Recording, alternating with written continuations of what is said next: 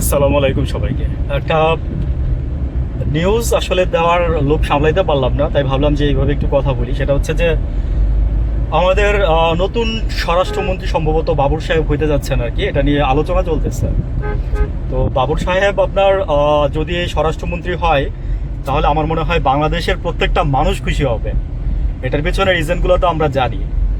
তো এনিওয়ে আমরা দেখি কি হয়, কারণ এই স্বরাষ্ট্রমন্ত্রীর যেভাবে আপনার বর্ডারে কিল হচ্ছে, প্রতি মাসে দুজন করে বর্ডারে যদি কেউ বলে যে বর্ডার থেকে মানে ভারত থেকে গিফট দিচ্ছে, তাহলে কেউ সবাই বুঝে যে বর্ডার থেকে লাশ পাঠাইছে তারা।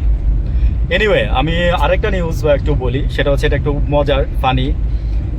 কালকে এক লোক বলতেছিল যে মানে রেগে বলতেছে আর কি যে আমার একটা গালি কাটতেন। হ্যাঁ, আমি যেন মানুষকে গালি দিতে পারি, আমার যারে মন চায় আমি তারে গালি দিব।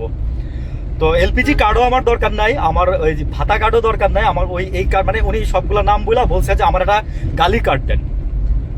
তো মজার এবং ভালো লাগছে কথাটা, দ্যাটস আমি শেয়ার করলাম। বাট এটার প্রেক্ষিতে আমি আরেকটা জিনিস বলি যে মানুষ কি পরিমাণে ক্ষিপ্ত, আপনি চিন্তা করে দেখছেন? উনি বলতেছে আমারে আমি গালি দিব সবাই রে, আমার যা মানে যারে আমার মন চায় আমি গালি দিব, আমার যারে মন চায় আমি গালি দিব, আমার একটা গালি কাটতেন। মানে ইন্টারেস্টিং, গালি কাট চাইছে সে। তো আমার মনে হয় প্রধানমন্ত্রীর বরাবর আপনি নক করেন, হয়তো গালি কার্ডও পেয়ে যেতে পারেন, এটাই আর কি। এনিওয়ে ভালো থাকবেন সবাই, আসসালামু আলাইকুম।